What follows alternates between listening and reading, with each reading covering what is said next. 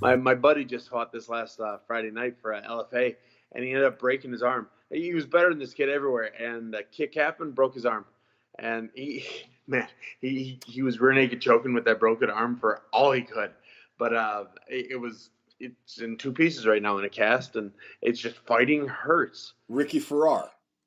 Yep, that's him. Yes, because when you and I spoke a couple months ago, I think you had just cornered him in a fight. And so, yeah, I actually had him. I had him on a few days after, and I did see a post from either him or you, or maybe both, from this weekend. So that was LFA, and his arms. And by the way, folks, if you don't know who that guy is, he is a bantamweight who's stronger than Sam Alvey, and those are Sam's words, not mine. Yes. Yeah. Wow, you remember that? Yeah. No, he is. Swear to God, he's stronger than me. He's stronger. He's the strongest guy I've ever done anything with. And he's 135 pounds. It's ridiculous. Yeah, no, I did remember because when I spoke to him, actually, that was sort of the icebreaker. I really wanted to unpack that and get his version of it. And he said he was modest. He said, I don't know, maybe Sam's exaggerating a little bit, but he's just been doing it his whole life. I'm not. I swear to goodness. I was doing my bench press, and he was like, "Oh, this is miserable," and he just sat down and did it. It's just him. He's 5'2" and something, and he can dunk. It's ridiculous. That is crazy. Sometimes those guys that have those compact, low center of gravity, they really do, they can do some impressive athletic feats. You know what I mean? And like taller, like lankier guys like us sometimes do struggle with, stupid bench press and dunking basketball. Who needs to dunk a basketball? That's not a practical skill.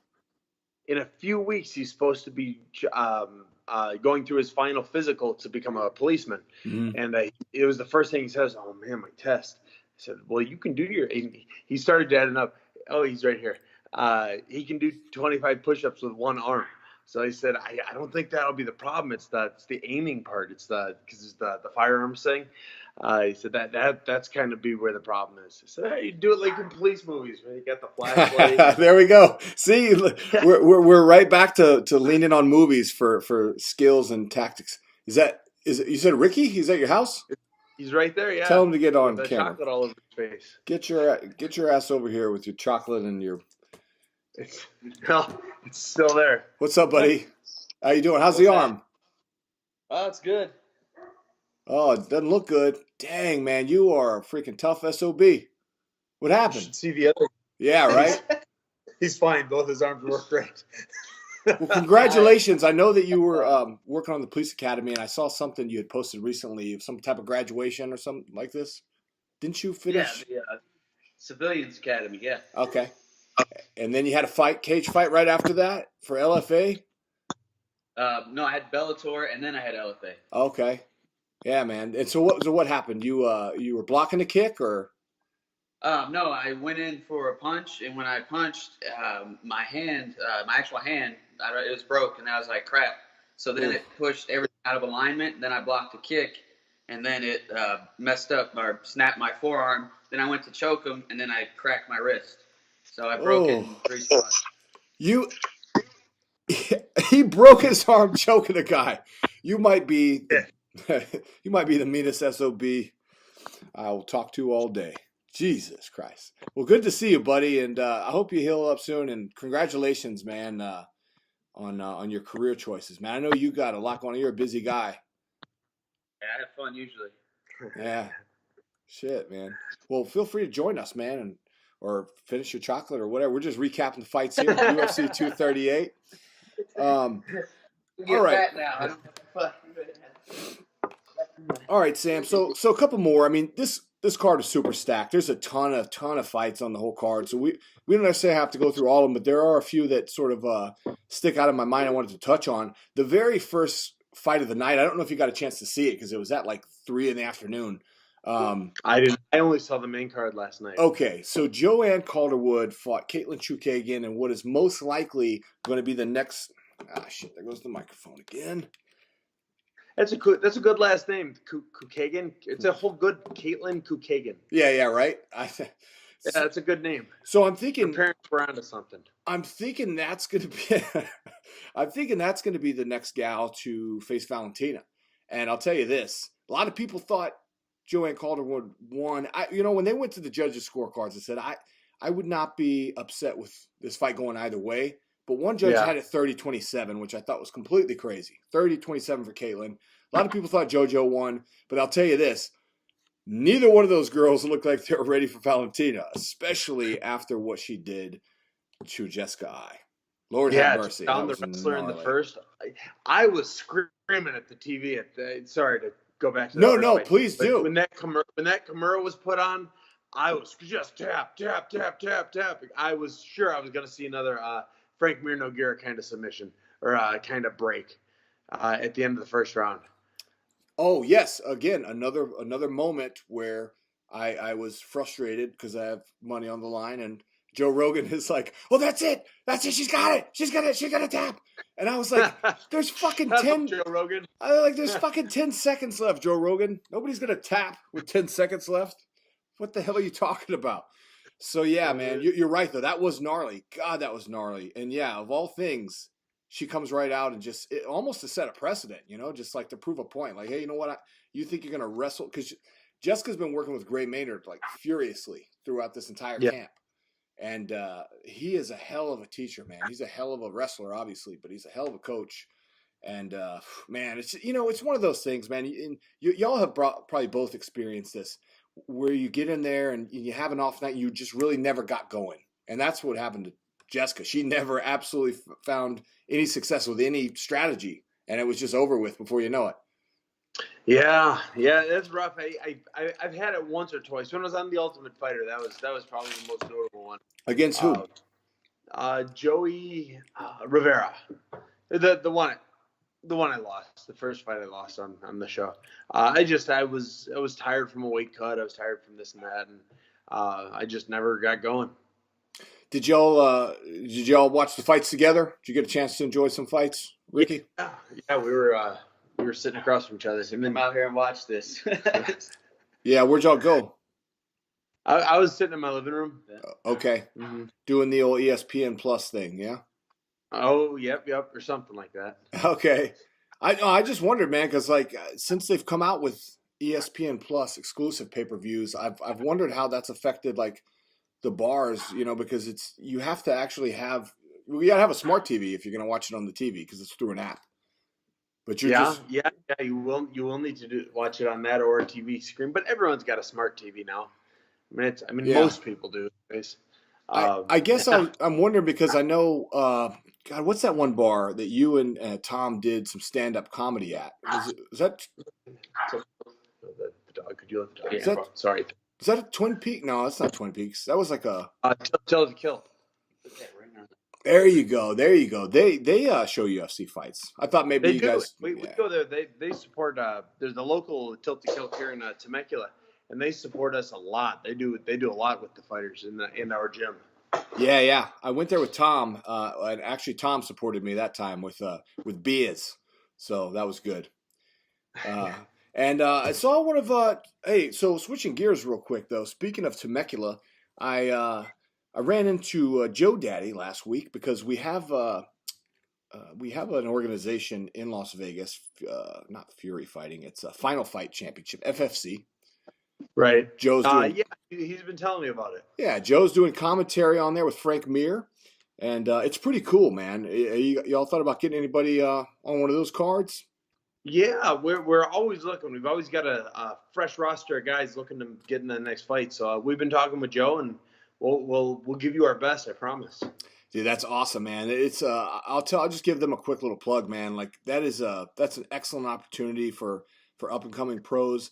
I don't think necessarily for seasoned like guys that have been around a real long time, because it's a very small venue. It's about 420 seats, and they don't make any of the guys sell tickets, but I think they sort of have a tier system as far as how much they'll pay a guy to fight. But it's in a boxing ring, so that's not for everybody. I don't like the boxing ring, but to watch the fights, it's awesome.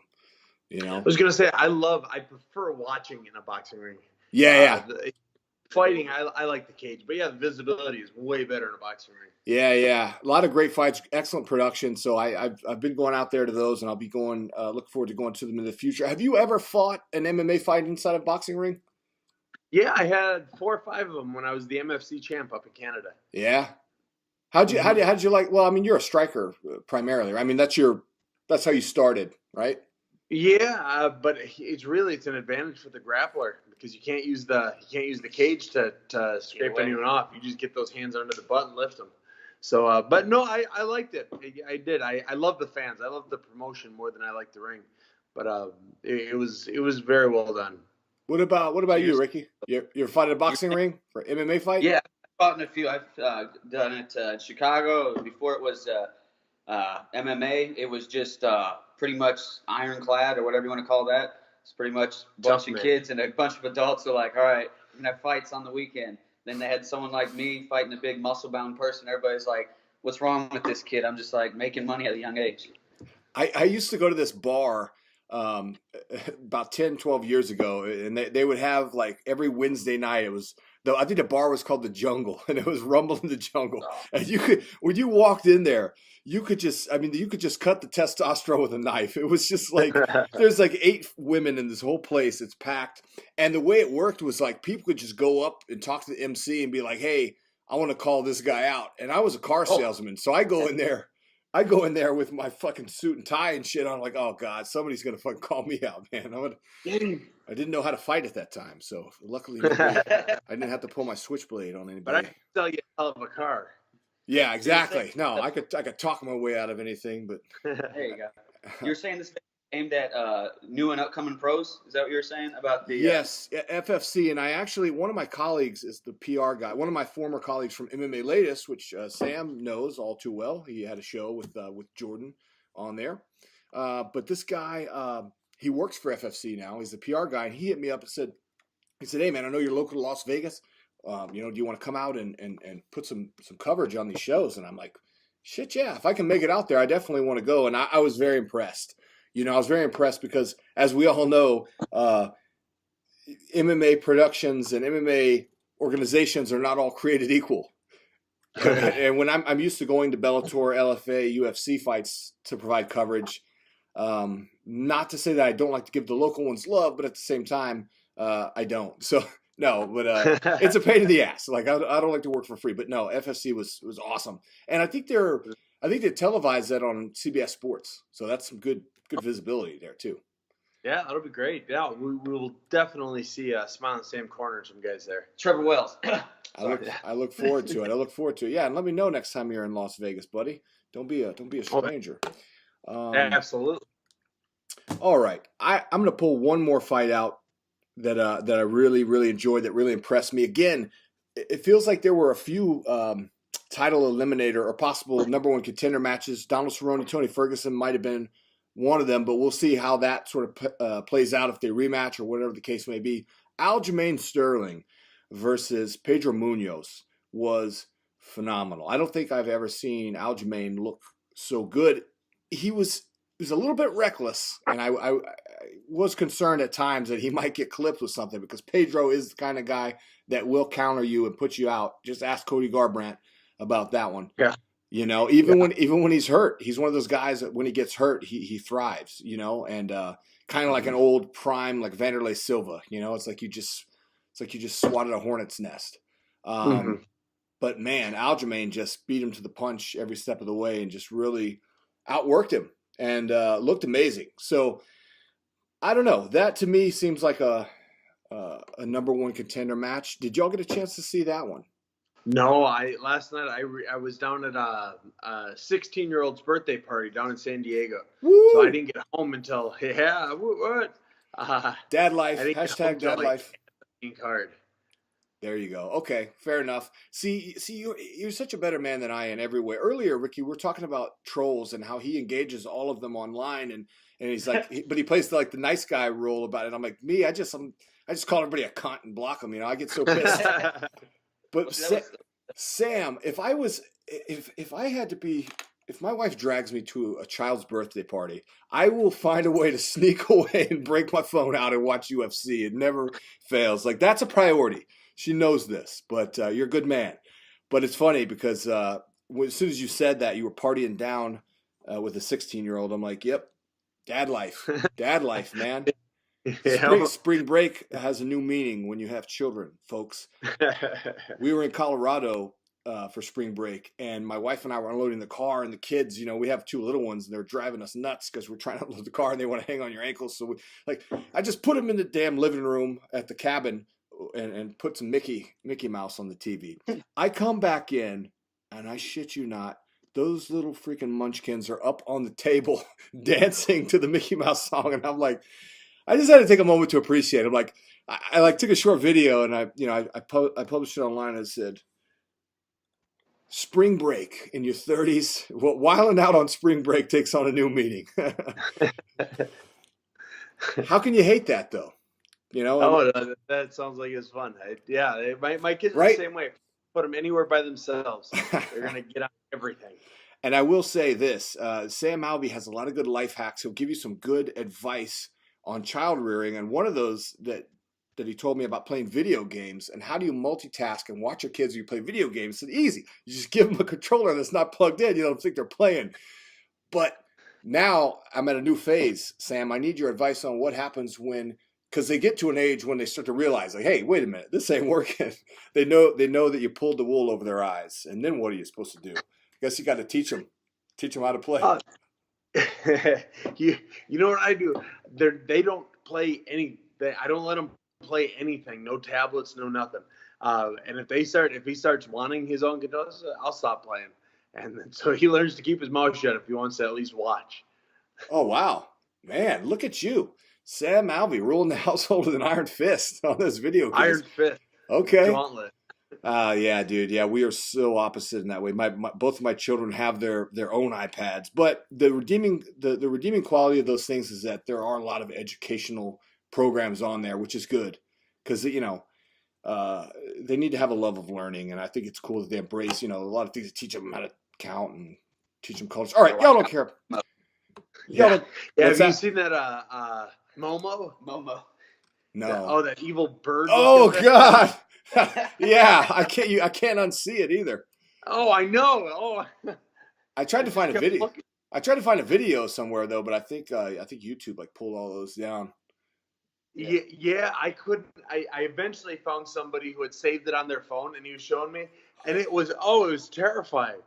Like, don't slit sideways. You got to slit up the wrist. Oh my God! If you don't, I'm gonna kill you and your parents. Oh, that's harsh, man. That's rough. I imagine that it would sound equally as creepy as your impression there, because it looks so freaking scary, man. It's the thing nightmares are made of. Yeah, it was really bad. I regretted seeing it myself. But watch out for Momo for your kids. So, any other fights you want to get off your chest? There were a couple more on the pay-per-view. Both great fights. I didn't have really anything to add, though. You, boys? No, who was that first one? The Australian cat with the bad tattoo. Tai Tuivasa and Ivanov. Actually, I didn't recognize Ivanov. He's been training with us. They said he was training at.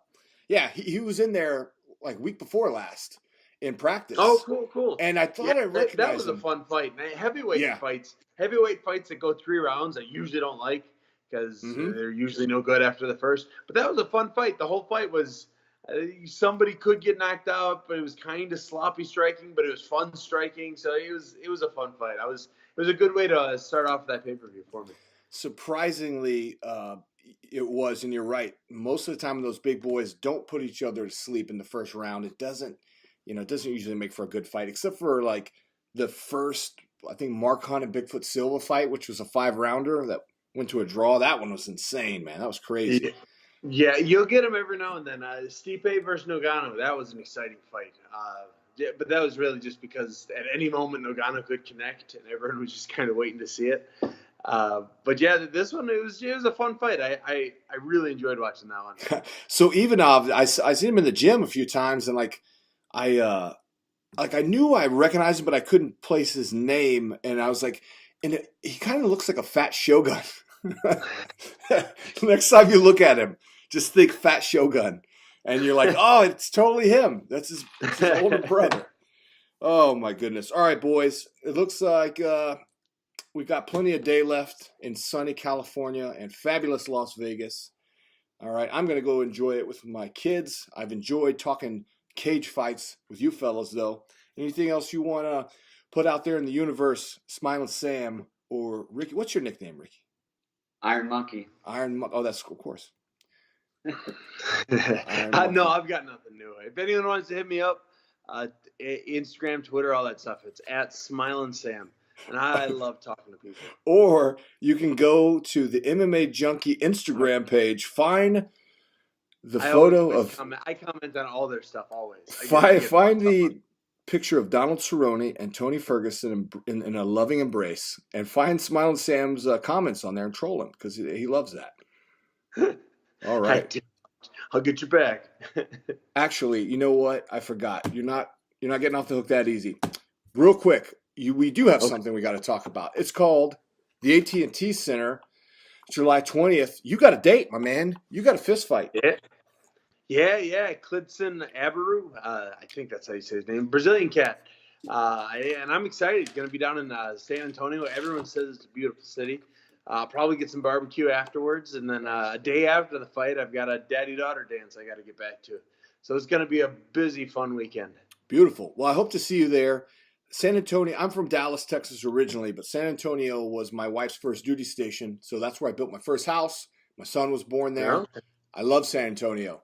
That's where I had my first 2 fights, actually, Cowboys Dance Hall. So anyway, a couple of guys, and I gave you their information because I know you had posted out that you were looking for somebody to fall in with, possibly. Yeah, dude, any interviews I can do out there. I did one the other day, and any interview I can do. I want to get that crowd. I'm finally fighting on home turf. It hasn't happened in a long time, so I want to get that crowd behind me.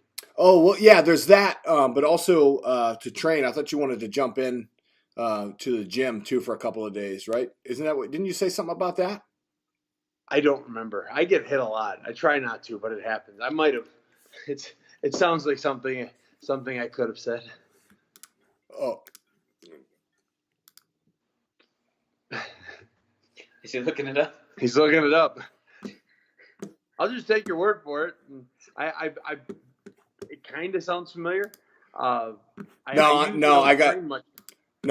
I was the UFC presser just freaking started playing on my computer for no reason, so I was turning that off. No, sorry, go ahead. No, the reason I ask is because my old team is there in San Antonio, and so I didn't know if you wanted to like finish your last bit of weight cut or what, because there's no UFC PI or anything like there is in Las Vegas, so that's why I asked. You know what?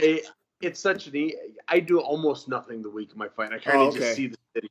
So I'd love stopping in to see a gym or 3 or 4. I have a great time meeting people, but I'm probably not going to work out while I'm there. Oh, okay. So, I misread that then. I think what you were talking about was doing some media. Well, yeah, we could definitely square you away there. I'm hoping to get down there. I love that place.